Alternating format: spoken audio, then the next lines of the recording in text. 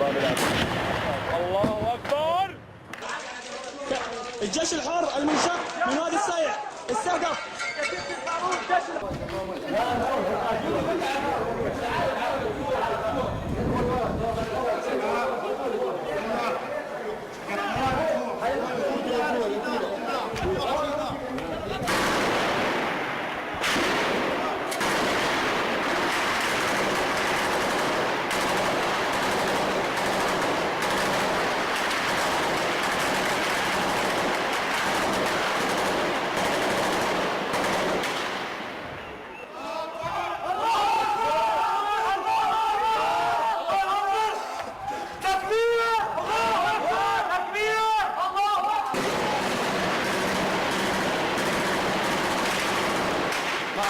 قائد كتيبة المنصور.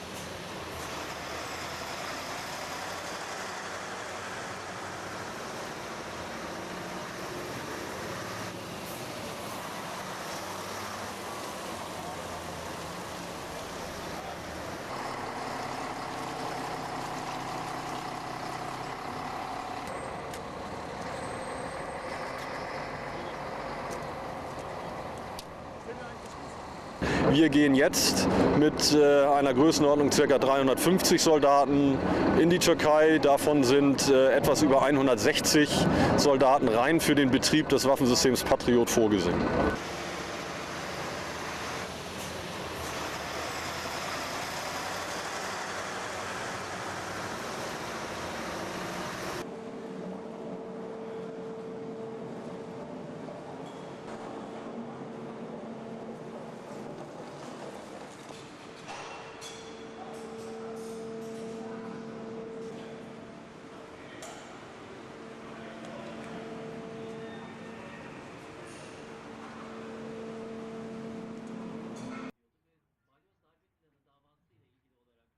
Şu anda Suriye Ulusal Koalisyonu dünyada 100'ün üzerinde ülke tarafından tanınmış vaziyette.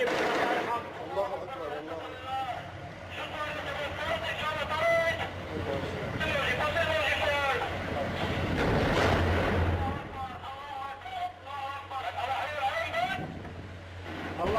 الله أكبر. كتيب الشهداء الحق الزبداني كمين لعصابات الأسد. هاي كلابك يا بشار. الله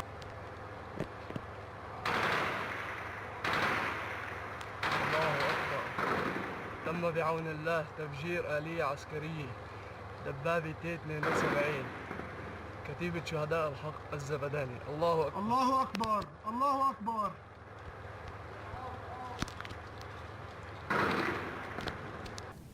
Well, the Syrian conflict is becoming incredibly violent. I mean, for the most part, the conflict has been very much internal. It's a civil war, and the fighting has mostly been contained within Syria.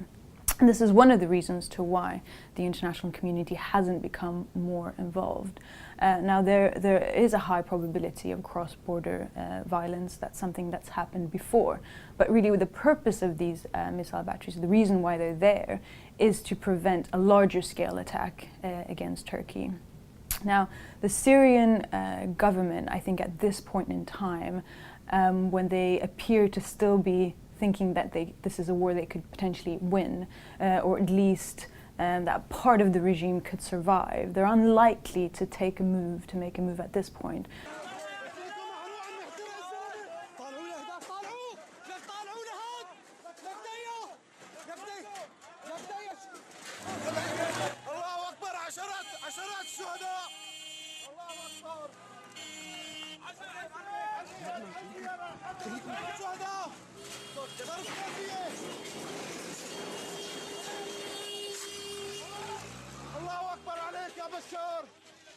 they're getting about 6 batteries of missiles. We don't know how many missiles, maybe about 100 or so. In the unlikely situation all of them were fired, it would cost about $500 million or so. So that is a very substantial amount. I think no one really envisages that situation occurring. Germany, the Netherlands and the United States are each deploying 2 batteries to boost Turkey's air defenses, with the Dutch government already pricing their NATO contribution to $55 million for 1 year. And that does not include the cost of troops on the ground, with an estimated 300 Dutch and 400 German soldiers deployed to Turkey later this month.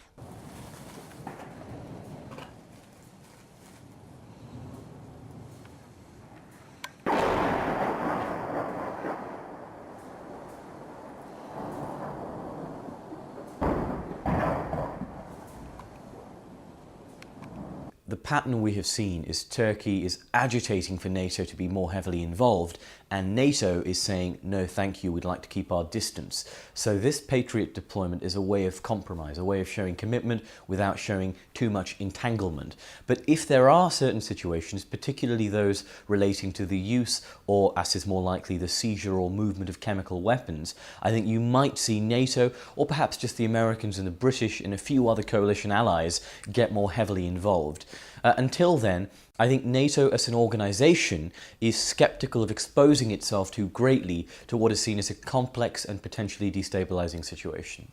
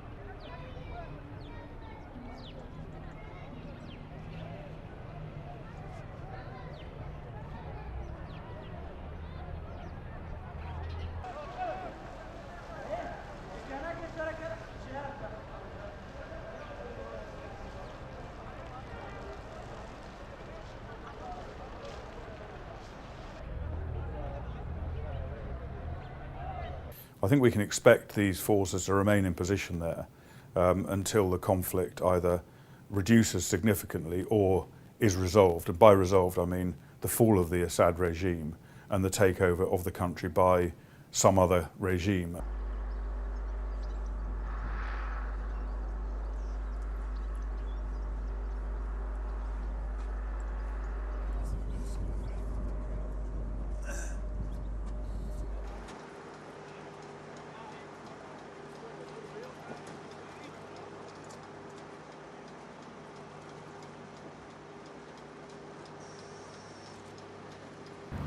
On the political front, although the UK government will not be putting boots on the ground, it strongly supports the NATO-led mission in Turkey. And despite warnings of intervention from countries like India, China and Russia, some experts suggest that this NATO positioning in Turkey is very much a case of Europe and the US reasserting its influence in the region, one that comes at unforeseen and unlimited financial costs. Reuters reporter Marion Bamard in London for Viatel.